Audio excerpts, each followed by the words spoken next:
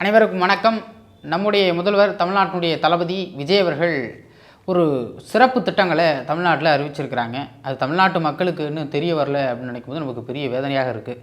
ஏன்னா வட இந்திய ஊடகங்கள்லாம் தமிழ்நாட்டுடைய முதல்வர் விஜய் அவர்களை புகழ்ந்து பாடிக்கிட்டு இருக்கு. தமிழ்நாட்டில் இப்படி ஒரு திட்டங்களை அறிவிச்சிருக்கிறார் தமிழ்நாட்டுடைய முதல்வர் விஜய் அவர்கள் அப்படின்னு சொல்லி புகழ்ந்து தள்ளிக்கிட்டு இருக்காங்க. அப்புறம் வடநாட்டுடைய இன்ஃப்ளூயன்சர்ஸ் எல்லாம் வேறு மாதிரி கொண்டு போயிட்டு இருக்காங்க நம்ம தமிழ்நாட்டுடைய முதலமைச்சர். இப்போ இதெல்லாம் மறைமுகமாக அங்கே சொல்லப்பட்டு வருகிறது, வெளிப்படையாகவும் செய்திகளில் வந்துருச்சு. முதல்வர் அவர்கள் அறிவித்த திட்டங்கள்லாம் பல்வேறு திட்டங்கள் மிக சிறப்பான திட்டங்கள் அப்படின்னு. நான் கூட அந்த திட்டத்தை பார்த்துட்டு ரொம்ப வியப்பு, இப்படி ஒரு திட்டங்களை அறிவிச்சிருக்காரா அப்படின்னு தான் பார்த்தேன். அதே பாணியில் இன்றைக்கி தமிழ்நாட்டினுடைய சட்டமன்றத்தில் மதிப்பிற்குரிய ஆதவ் அர்ஜுனா அவர்கள் ஒரு பொடி வச்சு பேசுகிறாங்க. அப்போ அவர் வைக்கக்கூடிய பொடி என்னென்னா இந்தியாவே டார்கெட் பண்ணுற மாதிரி இருக்குது. ஏன்னா முதல்வர் விஜய் அவர்களுக்கு ஒரு பொடி, மன்னா உங்களோட ஆட்சியில் மக்கள் சுகபோகமாக வாழ்கிறாங்க அப்படின்னுவாங்கல்ல, தேனாரும் பாலாருமாக ஓடுது, அதனால் நீங்கள் இந்த ஆட்சி அப்படியே கண்டினியூ பண்ணணும் அப்படின்னு சொல்லுவாங்க இல்லையா. அந்த மன்னர் ஆட்சி காலங்களில் அவை புலவர்களை வச்சுருப்பாங்க. அவர்களுக்கு வேலை என்னென்னா மன்னனை புகழ்ந்துக்கிட்டே இருக்கணும். இவன் சும்மா உட்காந்துருந்தானா ஒரு மாதிரி ஆயிரும். அதனால் மன்னரை எப்பொழுதுமே புகழ்ந்து பேசிக்கிட்டு இருப்பதற்காகவே அவை புலவரை அப்படின்னு ஒருத்தரை உருவாக்கி வச்சுருப்பாங்க. மன்னர் வந்தால் நின்னா அவருடைய ஆட்சியில் புகழ்ந்து பாடுறது, அதுவும் மன்னருடைய காதுகளில் போய் சேரும்படி பாடுறது தான் அவங்களுக்கு வேலை. தேனை வாயில் ஊற்றுனா நக்கெல்லாம் நல்லாயிருக்கும், அந்த ருசி புரியும். காதில் ஊற்றுனா பயன் இருக்கா? அந்த மாதிரி தான் இன்றைக்கி முதல்வர் அப்படியே திரும்பவே மாட்டேன், என்ன வேணால் பேசுகிறா, திரும்ப மாட்டேன், அப்படியே தான் இருப்பேன் அப்படின்ற மாதிரி அப்படியே உட்காந்துருக்கா. அப்படி ஆதவ் அர்ஜுனா அவர்கள் அந்த மாதிரியான இதுதான் பேசியிருக்காப்புல. இந்திய நாட்டினுடைய பிரதமராக தமிழ்நாட்டிலேருந்து ஒருத்தர் போவார் அப்படின்னு சொல்லி விஜயை பிரதமராகக்கூடிய வேலைகளை தொடங்கிட்டார் ஆதவ் அர்ஜுனா. தமிழ்நாட்டினுடைய அரசியல் நிலவரம் இந்த 2026 நம்ம எல்லோருக்குமே தெரிஞ்சிருக்கோம். மக்கள் மாற்றத்தை விரும்பிட்டாங்க அப்படின்னு நீங்கள் நினைக்கலாம், நீங்கள் சொல்லலாம். ஆனால் அதை நல்லா தெளிவாக சிந்திக்கக்கூடிய எவனும் ஏற்றுக்கொள்ள மாட்டான். ஆனால் இதில் ஒன்று என்ன நடந்திருக்குன்னா, வீழ்த்தவே முடியாது என்று சொன்ன திராவிட கழகத்தை வீழ்த்தி இருக்கிறது இன்னொரு கட்சி அப்படின்னு. யாரா சொன்னால் திராவிட கழகத்தை வீழ்த்த முடியாதுன்னு? இப்போ திராவிட கழகம் வீழ்த்தப்பட்டுச்சுன்னா எப்படி வீழ்த்தப்பட்டுச்சு? அப்போ இன்னொரு கழகம் அந்த இடத்துக்கு ஆட்சிக்கு வந்துருக்குல்ல. திமுக வீழ்த்தப்படவே முடியாத கட்சின்னா அப்போ அதிமுகவுக்கு பேர் என்ன? இது திராவிட முன்னேற்ற கழகம், அது அண்ணா திராவிட முன்னேற்ற கழகம். இப்போ வந்திருக்கிறதும் தமிழக வெற்றி கழகம். இதுவும் கழகம் தான், இதுவும் திராவிட கொள்கையில் வச்சுருக்கக்கூடிய ஒன்று தான். ஏன்னா திராவிட கொள்கையில் அப்படியே ஒரு சேர கொண்டு வந்து ஆட்சி அதிகாரத்தை நடத்திக்கிட்டு இருக்க நம்ம எல்லோருக்கும் தெரியும். தமிழ் தேசியம்னு ஒரு கண்ணை சும்மா வச்சுருக்கிறாங்க, அது எதுக்குன்னு தெரில, சும்மா போகிற போக்கில் வச்சுருப்பாங்க போல. இந்த கோமாளிலாம் எல்லாம் போட்டுக்கிட்டு இந்த இடத்துல மூக்கில் வச்சுருப்பான், ஒரு பஞ்சு மாதிரி வச்சுருப்பான். அந்த இடத்துல எதுக்குடா வச்சுருக்கீங்க அப்படின்னு கேட்டால் அது ஒரு சும்மா கோமாளினா அது வைக்கணும் அப்படின்னு. எனக்கும் பெரிய டவுட் இருக்கும், எதுக்கு மூக்கில் கொண்டு போய் அந்த பஞ்சு பலூன் வச்சுருப்பான் அப்படின்னு. கோமாளினா அப்படி தான் இருக்கணும் அப்படின்ற மாதிரி இந்த இடத்துல வச்சுருப்பாங்க போல் தமிழ் தேசியம் ஒரு கண் அப்படி மூடிக்கிட்டு அப்படி வச்சுருக்காங்க ஒரு கண்ணை. இப்போ நம்ம விஷயத்துக்கு போவோம், எங்கேயோ போயிட்டோம். வட மாநிலங்களில் தமிழ்நாட்டில் அறிவித்த திட்டங்கள் குறித்து மக்கள் மத்தியில் பெரிதளவில் பேசப்பட்டிருக்கு. என்ன பண்ணால், தமிழ்நாட்டில் கோயில்களில் கொடுக்கக்கூடிய நிதி இருக்கு இல்லையா, நீங்கள் போடக்கூடிய ₹1 2 உண்டியலில் போடுறீங்களா, 1000 500 10,000 லட்சக்கணக்கில் கொடுத்துருக்கீங்களா, அந்த காசெல்லாம் எடுத்துகிட்டு போய் தமிழ்நாட்டுடைய முதல்வர் தமிழக பள்ளிக்கூட பிள்ளைகளுக்கு செலவு செய்வதாக ஒரு அறிவிப்பை வெளியிட்டிருக்கிறார் தமிழ்நாட்டில். அடுத்து தனியார் மருத்துவமனைகளில் இப்போ நான் மருத்துவம் பார்த்துக்கிட்டு இருக்கேன், நான் உடம்பு சரியில்லாமல் போகிறேன்னா, ஒரு வேளை நான் செத்து போயிட்டேன் அப்படின்னா எனக்கு 10 லட்ச ரூபா 15 லட்ச ரூபா செலவு செய்யப்பட்டிருக்கு அப்படின்னா மருத்துவமனைகளில் நீங்கள் அந்த பணத்தை கட்ட வேணாம். ஏன்னா அதை தனியார் மருத்துவமனை தள்ளுபடி பண்ணிடும். ஏன்னா உயிரை காப்பாற்றினா மட்டும்தான் உனக்கு காசு, வென்றாதான் உனக்கு பதக்கம், தோற்று போனால் உனக்கு பதக்கம் இல்லைல்ல. அந்த மாதிரி உங்களை நாங்கள் காப்பாற்றினா காசு வாங்குவோம், நீங்கள் செத்துட்டிங்கன்னா உங்கள்கிட்ட ₹1 வாங்க மாட்டோம், மாத்திரை மருந்தெல்லாம் எங்கள் காசுலேயே போட்டு செலவு பண்ணி உங்களை அனுப்பி வைக்கிறது தான் எங்கள் வேலை. இறந்துட்டிங்கன்னா உங்களை கொண்டு போய் பாடியை கொண்டு போய் வீட்டில் கொடுக்குற வரைக்கும் அந்த தனியார் மருத்துவமனையுடைய வேலை அப்படின்னு சொல்லி தமிழ்நாடு அரசு உத்தரவிட்டிருக்கிறது தான். இது ஜியோ பாஸ் பண்ணியிருப்பாங்க நினைக்கிறேன். நான் இந்த ஒரு மாதமாக நம்ம பெருசாக அந்த இதில் இல்லை, மேலோட்ட அரசில் தான் ஜியோவெலாம் நம்ம அந்த அரசாணை வெளியிட்டதெல்லாம் நம்ம பார்க்கல. அப்புறம் இன்னொரு செய்தி ஒன்று சொல்லியிருந்தாங்க, இந்த ஜியோ கம்பெனிக்காரனுக்கு மரண அடி கொடுத்துருக்காங்க. அமெரிக்காக்காரனே மிரண்டான் தமிழ்நாட்டினுடைய அரசியலை பார்த்து.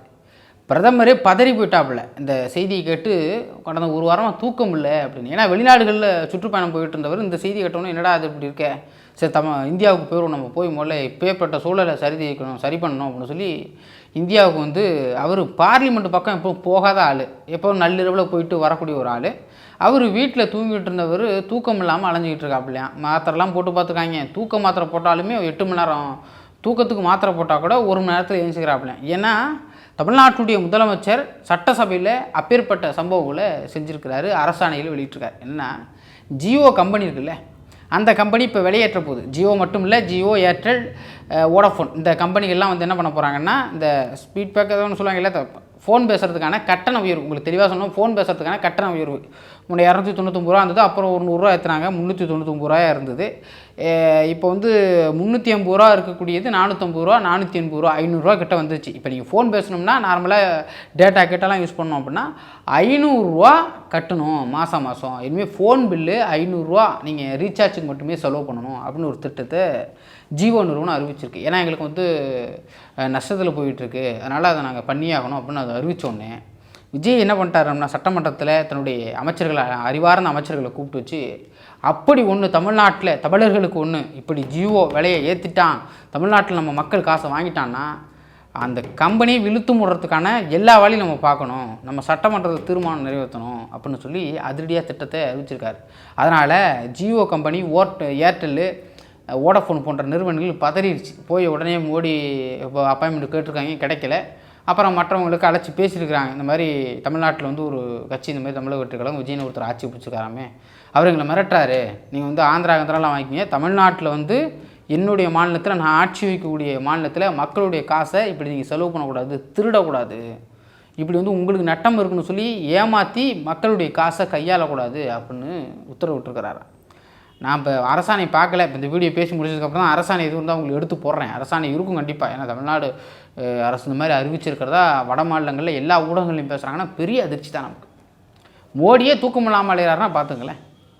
தமிழ்நாட்டில் தமிழக வெற்றிக்கழகம் ஆட்சி எப்படி பிடிச்சுன்னா எல்லோருக்குமே தெரியும், அறிவார்ந்த எல்லோருக்குமே தெரியும். அறிவற்றவர்கள் தான் இந்த காணொலியும் 30 செகண்ட் பார்த்துட்டு, ஆஹா தளபதி எப்பேற்பட்ட ஆட்சியை கொடுக்க காத்திருக்காரு பார்த்தீங்களா, அவருக்கு தான் நம்ம ஓட்டு போடணும்னு சொல்லி மூளையை கலட்டி வீட்டில் வச்சுட்டு ஓட்டு போடுறவங்க ஓட்டு போட்டுட்டாங்க. ஜனநாயக கடமையை நாங்கள் வந்து தளபதிக்கு தான் ஆற்றுவோம், விசில் ஊதுவோம்னு இவங்க விசில ஊதிக்கிட்டு போய் அங்கே போட்டாங்கல்ல ஒரு ஓட்டு, அது வந்து தமிழ்நாட்டில் உள்ள எல்லா மக்களுக்கும் சங்கு ஊதிடுச்சு.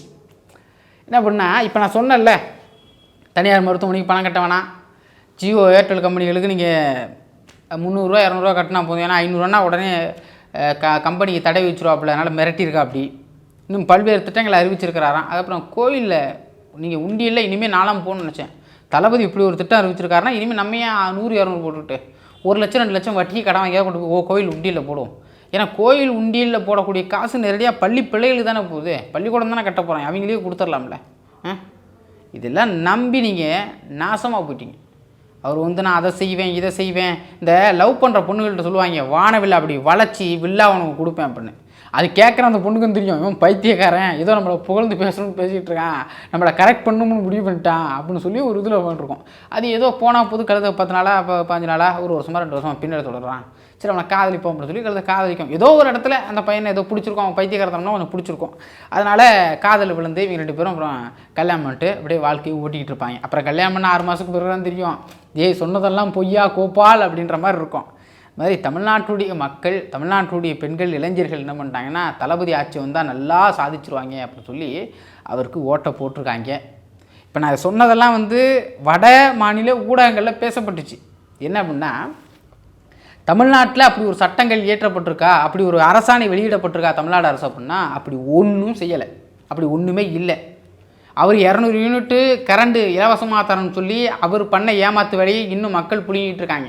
நேற்று கூட ஒரு நடிகை வீடியோ போட்டதுக்கு தான், நான் வந்து ஜெயித்த உடனே தளபதி நான் ஜெயிச்சிட்டாருன்னா அவருக்கு நான் வாழ்த்து போட்டதுக்கு நான் இப்போ வந்து மன்னிப்பு வைக்கிறேன், முன்னாடி இருந்த மாதிரியே எங்களுக்கு கொடுத்துருங்க, கரண்ட் பில்லெல்லாம் கொடுத்துருங்க, இப்போ 200 யூனிட் ஃப்ரீன்னு சொல்லி 1 மடங்கு 4 மடங்கு வாங்குறீங்க, நான் 1000 ரூபா கட்டிக்கிட்டு இருந்தேன், இப்போ 6000 ரூபா 7000 ரூபா நான் கரண்ட் பில்லு கட்ட வேண்டிய நிலைமையாக இருக்குது, ப்ளீஸ் என்னை இது மாதிரி பண்ணாதீங்க அப்படின்னு சொல்லி அழுது புலம்பிக்கிட்டு இருக்கு. இதைத்தான் தேர்தலுக்கு முன்னாடி சொல்லிவிட்டு இருந்தோம். இலவசம் என்று சொல்லி எவன் வருகிறானோ, இலவசத்தை வச்சு வாக்குகளை வேட்டையாட குறி வைக்கிறானோ அவன் எல்லாம் உங்களை மிக ஆபத்தான பாதையில் விட்டுட்டு போயிடுவான் அப்படின்னு. 200 கோடியை விட்டு சம்பளம் விட்டுட்டு வந்தார், 200 கோடியை விட்டுட்டு வந்தாருன்னு. எங்கே விட்டுட்டு வந்தார்? தெருவில் விட்டு வந்தாரா? வாங்கிட்டு போய் பேங்க்கில் தானே போட்டிருக்காரு, வீட்டில் தான் வச்சுருக்காரு. 200 கோடி விட்டுட்டு வந்தார். என்னமோ போகிறவங்களுக்கு இருந்தாங்க 5 லட்சம் 10 லட்சம் கொடுத்துட்டு மக்கள்கிட்ட வந்த மாதிரி. அப்படி இந்த புத்த துறவிகள்லாம் போகணும்னா, சாமியார் ஆகணும்னா எல்லாத்தையும் அவுத்து போட்டு இருக்கிற கையில் நகைகள்லாம் கொடுத்துட்டு போட்டுட்டு போய் புத்த மடத்தில் அந்த இதில் நான் வந்து ஒரு சாமியாராக ஆகணும்னா ஒன்றுமே இல்லாமல் ஒரு வெறும் மென் ஆடைகளோடு உட்காந்துருப்பான். போகிறோம் பணம் காசு இருக்கிற எல்லாத்தையும் போகிறவள்ள போட்டு போவான். அந்த மாதிரி படம் நடிச்சுட்டு வந்த உடனே 200 கோடி சம்பளத்தை மக்களுக்கு அப்படியே அள்ளி அள்ளி தூக்கி விட்டு போன மாதிரி அப்படிலாம் இல்லை. மறைமுகமாக இவர்கள் இந்தியாவுடைய பிரதமராக்கணும், 2-3 மாநிலங்களில் வென்றணும். அப்போ எப்படி தமிழ்நாட்டில் சமூக வலைதளங்களில் ஆட்சி அதிகாரத்தை பிடிப்பதற்கு பொய்களை பரப்பி இல்லாத ஒன்று இருப்பதாக பரப்பி ஆட்சி அதிகாரத்துக்கு வந்தாங்களோ, நாங்கள் வந்தால் அப்படி வானவில்லை வில்லா உடச்சி கொடுப்போம். பார்த்தீங்கன்னா அப்படியே தளபதி நடந்து வரும்பொழுது பின்னாடி இந்த சிவாஜி படத்தில் வர்ற மாதிரி அப்படியே பச்சை பசேர்னு நாட்டை நாங்கள் மாற்றிடுவோம் அப்படின்னு சொல்லி வந்தாங்களோ, அதே கதைகளை உருட்டிக்கிட்டு இருக்காங்க. ஏன்னா தமிழ்நாடு, கேரளா, ஆந்திரா மாநிலங்களில் வென்றால் மட்டும் பிரதமர் ஆகிட முடியாது. வட மாநிலத்தோடைய சப்போர்ட் வேணும். அப்போ கேரளாவிலாம் கொஞ்சம் நல்லா படித்தவன் இருக்கான், தெளிவானவன் இருக்கான். தமிழ்நாடு மாதிரி படத்தை பார்த்துட்டு ஓட்டை போட்டு நாட்டை நாசமாக்குற ஆளுகள் கிடையாது. அதே போல் ஆந்திராவில் உண்மையிலேயே தமிழ்நாட்டில் உள்ள எல்லாரும் சினிமா பார்க்குறவங்கலாம் சினிமா ரசிகனாக இருந்தானு நினைப்பானா, ஆந்திராவில் பைத்தியகாரமாக இருக்கான். என்னடா ஒரு நடிகனை இப்படி தலையில் வச்சு கொண்டாடுறாங்களா, இப்போல்லாம் பண்ணலாமாடான்னு நம்ம யோசிப்போம். ஆனால் அது நமக்கு வந்துருச்சு. அப்போல்லாம் அவங்க டீசெண்டாக இருந்தவன் இந்த வடிவேல் காமனில் டீசெண்டாக இருப்பான், பின்னாடி பார்த்தா சட்டையெல்லாம் பிஞ்சிருக்கும். அந்த கதையாக ஆந்திராவை கேள்வி பண்ணிக்கிட்டு இருந்தோம். அவன் என்னன்னா, அவன் எந்த நடிகனையும் பார்த்து வாக்கு செலுத்தி ஆட்சி அதிகாரத்தில் உட்கார வைக்க மாட்டான். ஏன்னா அவன் சரியாக சிந்திக்கிறான். அப்போ ஆந்திரா, கேரளா, கர்நாடகாவெல்லாம் வேலையாகாது. அப்போ வட மாநிலத்தில் உள்ளவன் அடிப்படையில் உண்மையிலேயே அவன் ஒரு வேளை சாப்பாட்டு கஷ்டப்படுறவன். அவன்கிட்ட போய் இந்த மாதிரியான பொய் வாக்குறுதிகளை பரப்பி விட்டோம் சோசியல் மீடியாவனா, அவன் அங்கே 4 பேர் கட்சி கொடியை தூக்கிக்கிட்டே அழிவான். அங்கே ஆட்சி அதிகாரத்தை ஈஸியாக முடிக்க முடியும். தமிழ்நாடு டு வட மாநிலம் எப்படி கம்பேர் பண்ணுறான் பாரு. தமிழ்நாட்டில் எப்படி இளைஞர்களை முட்டாளாக்கணுமோ அதே போல் ஏற்கனவே கொஞ்சம் சரியில்லாமல் தான் இருக்கான். படிப்பறிவுலாம் பெருதளவில் இல்லாமல் இருக்கக்கூடிய வட மாநிலங்களில் இதை போல் கோயிலில் கொட்டக்கூடிய காசெல்லாம் வந்து பள்ளிக்கூடத்துக்கு செலவு பண்ணுறாரு, ஜிஓவுக்கெல்லாம் இது பண்ணால் அம்பானிக்கு சவால் விட்டார், மோடியவே மிரட்டி விட்டார் அப்படின்னு சொல்லி கதைகளை உருட்டி விட்டு ரீல் சுற்றிக்கிட்டு இருக்காங்க. இன்ஸ்டாகிராம், ஃபேஸ்புக்கு, யூடியூப் பக்கங்களில் இன்ஃப்ளூயன்சர்ஸுக்கு காசு கொடுத்து பண்ணிக்கிட்டு இருக்காங்க. எப்படி தமிழ்நாட்டில் தேர்தலுக்கு பிறகு முதல்வர் ஜோசப் விஜய் எனும் நான் கையெழுத்து போட்டு பாலியல் குற்றங்கள்லாம் நடக்க ஆரம்பிச்சதோ, அந்த முதல்வர் நான் ஜோசப் விஜயன் கையெழுத்து போடும் பொழுது பல இன்ஃப்ளூயன்சர் காணாமல் போயிட்டான். ஏன்னா பேமெண்ட் கொடுத்தா தான் அங்கே பேசுவான். பேமெண்ட் கொடுக்கல, பேமெண்ட் கொடுத்து இப்படி பேச வச்சானோ அதே போல் இப்போ பேமெண்ட் கொடுத்து ஒரு 10,000 கோடி ரூபாய்களை இந்த ஒரு மாஃபியா அவர்கள் இன்றைக்கு தமிழ்நாடு சட்டமன்றத்தில் பேசினார். ஒருத்தர் பிரதமராகக்கூடிய வாய்ப்பே இருக்குது, உங்கள் ஜாதகம் அப்படி, உங்கள் கை ராசி அப்படி அப்படின்னு சொல்லிட்டு இருந்தார்கள் இன்றைக்கி ஒருத்தர். அவருடைய பணங்கள் வட மாநிலங்களில் விளையாடிக்கிட்டு இருக்கு. எப்படி தமிழ்நாட்டில் முட்டாளாக்கினாங்களோ அதே போல் வட மாநிலங்களை புகழ்ந்து பேசி அங்கேயும் ஆட்சி அதிகாரத்தை பிடிச்சி டெல்லியில் போய் பிரதமர் ஆகிடலாம் அப்படின்னு கனவு கண்டுக்கிட்டு இருக்கா. அப்படி ஏன் சொல்கிறேன்னா, இந்தியா சுதந்திரம் அடைந்த பிறகு, விடுதலை பெற்ற பிறகு ஐயா காமராசர் அவர்கள் இந்தியாவுடைய பிரதமரை தேர்ந்தெடுக்கக்கூடிய இடத்துக்கு வந்தார். அப்போ ஐயா கிட்ட காமராசர்கிட்ட கேட்குறாங்க, ஐயா யாரையோ பிரதமர் ஆக்கிறதுக்கு நீங்களே பிரதமர் ஆகிடலாமே அப்படின்னு. நான் சொன்னால் ஓட்டு போடுவான்னே, நான் நின்னா ஓட்டு போட மாட்டான்னு. ஏன்னா வட மாநிலங்களுக்கும் தமிழ்நாட்டு தென் மாநிலத்துக்கும் உள்ள வித்தியாசத்தை அன்னைக்கு ஐயா கண்டுபிடிச்சிருக்காரு. நாம் நின்னா ஓட்டு போட மாட்டான், ஆனால் நம்ம நம்ம சொல்கிற ஆளுக்கு ஓட்டு போடுவான் அப்படின்னு சொல்லுவார் இல்லையா. அன்றைக்கே அவர் வந்திருக்காரு. அதிகாரத்தில் பெரிதளவில் அங்கே வாய்ப்புகள் இருந்தது. இந்திய நாட்டின் பிரதமராக வாய்ப்புகள் இருந்தும் அவரால் ஆக முடியலன்னா, ஆக முடியாமல் இல்லை, அவன் ஆக்க மாட்டான். இந்தியாங்கிற ஒரு நாடு அப்படின்னா நீ இது ஒரு நாடு தான். ஆனால் அவன் ஆட்சி அதிகாரத்தை கைப்பற்றணும், ஆட்சி அதிகாரத்தில் நம்ம போய் உட்காரணும் அப்படின்னா நம்மளை தனியாக பிரித்து விட்ருவான். தென்னிந்தியா வேறு வட இந்தியா வேறுன்னு சொல்லுவான். அவன் வட இந்தியாவுடைய கலாச்சாரம் வேறு, தென்னிந்தியாவுடைய கலாச்சாரம் வேறு. அதை புரிஞ்சுக்கணும். அதெல்லாம் புரிஞ்சுக்காமல் தமிழ்நாட்டில் இளைஞர்களை முட்டாளாக்கின மாதிரி அங்கே போய் முட்டாளாக்கிடலாம் அப்படின்னு நினச்சி ஒரு திட்டத்தை வகுத்துக்கிட்டு இருக்காரு. அது அப்படியே புகழ்ச்சி ஒரு பிடிக்கவே பிடிக்காதான்.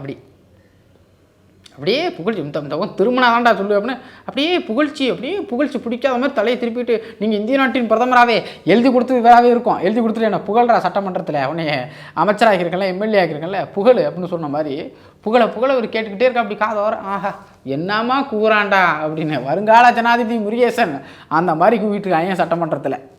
இதை மோடிஜி பார்த்துக்கிட்டு இருக்கா. அப்படி இவன் சும்மா மோடிஜிக்கு அவன் ஆளக்கூடிய மாநிலங்களில் ஒரு எம்எல்ஏ மற்ற கட்சி ஜெயிச்சிட்டாவே குறுகுறுன்னு பார்த்தது என்ன பண்ணலாம்னு பார்ப்பாங்க. விரைவில் விஜயனுடைய அரசியல் ஆட்டத்தை முடிப்பதற்கு பிஜேபி தயாராக இருக்கிறது.